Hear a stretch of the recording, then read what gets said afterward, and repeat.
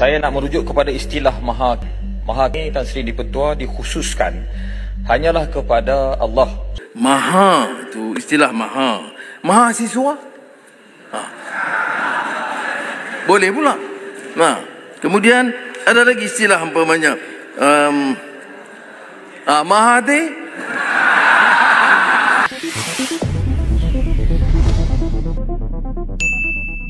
Assalamualaikum warahmatullahi wabarakatuh. Salam sukses selalu untuk semua. Tetap semangat dan semoga limpahan rahmat yang Maha Kuasa selalu tercurahkan untuk kita semua. Oke, kali ini kami mereaksi sebuah video perdebatan tentang bahasa di Malaysia dalam penggunaan beberapa kosakata pada sebuah sidang dewan dengan Perdana Menteri Malaysia. Saya ambil contoh perkataan ketimbang, digunakan sebanyak 27 kali. Saya semak dalam kamus dewan, tidak ada perkataan ketimbang. Ya, ada ketimbung, ketimpung. Ya, tidak ada ketimun, ketimbang tidak ada. Saya tak tahu dalam kamus mana yang dirujuk perkataan ketimbang ini. Ini kena belajar bahasa juga sedikit. Macam ketimbang. Saya tanya dia orang bahasa. Istilah ini, dia ikut zaman. Dia apa yang disebutkan keperihalan keadaan. Ini teori bahasa. Context of situation. Orang guna, dia guna. Dulu tidak ada alaf. Tidak ada mampan. Tidak ada ketelusan. Tetapi bila kita gunakan, dia orang bahasa teliti, terutama ucapan belanjawan, dan dia rasa sesuai, dia kembangkan. Dan saya sama setuju dengan Bra supaya kita memperkasakan bahasa. Dan malah oleh itu, konsisten dengan seruan Bra itu, saya arahkan semua jabatan kerajaan dan syarikat-syarikat tempatan tidak boleh menulis dalam bahasa Inggeris atau bahasa lain, tulis bahasa Melayu. Tapi kalau syarikat antarabangsa itu dikecualikan. Ada yang salah faham. Syarikat antarabangsa boleh. Ada yang tidak setuju. Jadi saja selingan soal bahasa dibangkitkan. Saya nak merujuk kepada istilah Maha Kaya yang digunakan oleh Ahmad Berhormat Mbun. Berdasarkan kepada keilmuan istilah dalam Islam, Maha Kaya ini Tan Sri Dipertua dikhususkan hanyalah kepada Allah Subhanahu Wa Taala. Kita subsidi kepada golongan maha kaya. Ada yang bangkitkan mengapa saya sebut maha kaya. Termasuk Al-Wusta dan beberapa yang lain. Saya tak ingat. Al-Wusta, Larut, Macang, Ulu Terengganu, Maran, Marang. Saya tidak menentang orang kaya. Maha kaya ini kerana kategori ini tidak boleh dapat sedekah dan subsidi. Itu saja poin dia. Bukan kita marah dia sebab dia kaya. Kita kata program subsidi macam diesel, minyak, ayam, semua ini dapat manfaat kepada golongan kaya. Jadi kita nak elak daripada ini berlaku, sebab itulah dikatakan penyasaran subsidi. Dan kalaulah dengan cara ini rakyat terbeban, harga gula naik atau harga tepung naik atau gayam naik, kita tidak akan ubah dasar subsidi ini, tetapi kita beri suntikan tambahan STR yang melibatkan 9 juta rakyat, maknanya yang akan mendapat faedah daripada bantuan daripada kerajaan untuk mengurangkan beban mereka. Tapi dibangkitkan, ini soal bahasa sedikit. Mana dia maha kaya? Tak betul. Maha itu istilah maha. Maha siswa? Boleh pula. Kemudian ada lagi istilah umpamanya Mahade.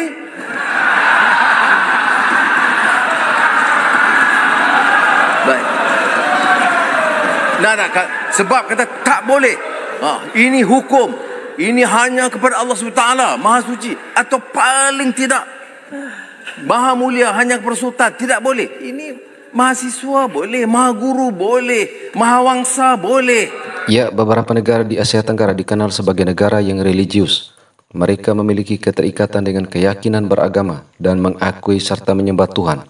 Maka dalam tradisi literasi muncul banyak ucapan ataupun tulisan yang memasukkan unsur ketuhanan, termasuk nama-nama dan sifat-sifat Tuhan yang sering dinyatakan sebagai maha. Maha berasal dari bahasa Sanskerta dengan arti yang hampir sama dengan Kamus Besar Bahasa Indonesia yang berarti sangat, besar atau mulia. Dan ketika penggunaan kata maha sebagaimana yang dipaparkan pada video tadi, sebenarnya tergantung perspektif atau cara pandang. Karena kata ini bisa menjadi kata benda ataupun kata sifat. Jika menggunakan perspektif religi, maka kata ini dapat dikatakan kata sifat yang ditujukan kepada Sang Pencipta. Namun jika dari perspektif bahasa, maka kata maha ini bisa memunculkan ragam makna dengan objek yang dituju seperti apa, siapa, dan bagaimana, karena kata ini bisa menjadi kata benda ataupun kata sifat, seperti contoh yang diungkapkan oleh Perdana Menteri Malaysia tadi. Namun hal yang bisa dipetik bahwa ada pelajaran untuk berliterasi dari kata-kata yang terdengar seperti kata ketimbang yang diungkapkan pada video tadi. Mungkin kata ketimbang tidak termaktub dalam kosakata bahasa Melayu, tetapi kata ketimbang ada dalam kosakata bahasa Indonesia, dan ini membuktikan bahwa bahasa Indonesia lebih kaya kosakatanya dan lebih maju satu langkah dari bahasa Melayu di negara jiran. Berbanding dengan Indonesia, sebab ini saya buat saya punya pemantauan berdasarkan hanya kalau kita tengok movie saja, kita tengok filem. Bila mereka melihat orang Malaysia, mereka akan bercakap bahasa Inggeris. Tapi bila mereka melihat Indonesia, mereka seboleh-boleh nak bercakap bahasa Indonesia. Adakah ini menunjukkan identiti mereka jauh ke depan berbanding kita sebenarnya? Oh, sudah tentu. Identiti mereka jauh ke depan kerana jati diri yang diperlihatkan oleh mereka sendiri itu. Jadi itu sebab jati diri itu penting bagi kita juga, supaya orang dapat melihat kita dan juga menilai kita sebagai lebih tulen lah. Seperti yang mereka lakukan terhadap orang-orang Indonesia.